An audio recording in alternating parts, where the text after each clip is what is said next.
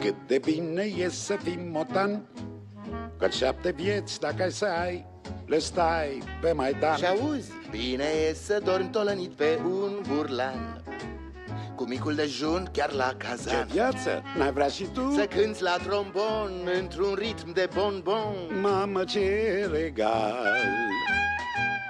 Dar dacă dai de optim, nu mai ai rădăcini. Ritmul te va lua, ta-ta-ta-ta, o da! Sunt păsări cântărețe, delfini balerini. Motanul știe doar ce înseamnă swing. Oare certul lău ar face așa ceva? La cât de bine e să fii motan, să cânți la trombon într-un ritm de bonbon. Mamă, ce regal! O, arinchi, tinchi, tinchi, dacă dai de optim, nu mai ai rădăcini și dansezi pe loc. Oh, rinky dinky dinky, Cât de bine e să fii motan, că 7 vieți dacă ai să ai, le stai pe Maidan. Noaptea să petreci cu gașca chiar în ring, căci toată lumea vrea să cânte swing. De ajuns, băieți, hai să ne încingem puțin. Ha-ha! Super tare!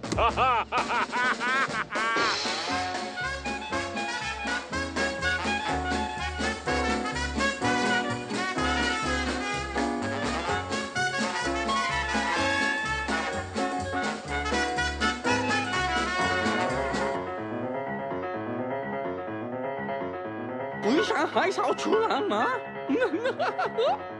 Tot mai bună e muzica. Alta pot bună. Ce zici de un dans, ducesă? Da, un swing, Thomas. Bravo, mama, bravo! Suflă, prichindel, suflă! Mame, ce-a suflat? A fost aproape!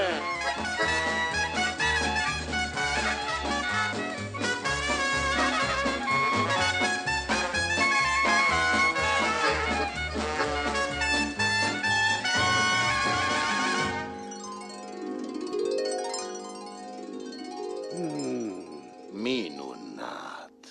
Pentru a mă cuceri din adâncul inimii, să-mi cânti un cântecel plin de amor.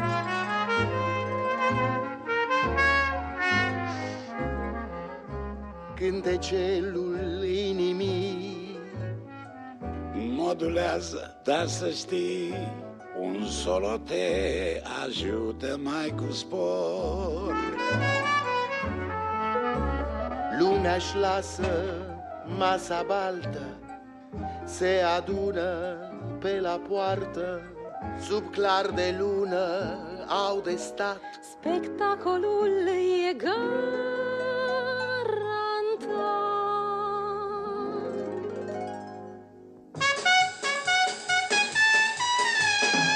Cât de bine, cât de bine, cât de bine e să fii motan. Cât de bine, cât de bine, cât de bine e să fii motan.